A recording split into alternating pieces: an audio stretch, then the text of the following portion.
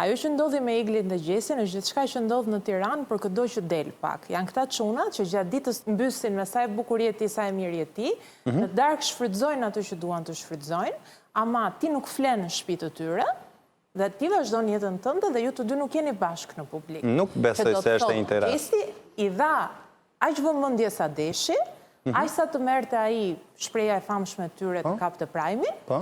Dhe pastaj kur Egli filloi t'i tregonte që kjo gjë ai kishte dhënë një farë emocioni, Gjesti filloi të lunte jo e ke kuptuar ti gabim, pastaj ishte e dashura, pastaj nuk ishte. Po pra ka dhënë disa sinjale mikse në këtë rast, e cila e ka Kurse ajo thjesht donte një vëmendje. Gjesti asaj i dha vetëm Unë krevatin. nisa na zanafilla, më pas do e vazhdoj edhe pjesën që Gjesti asaj i dha vetëm krevatin.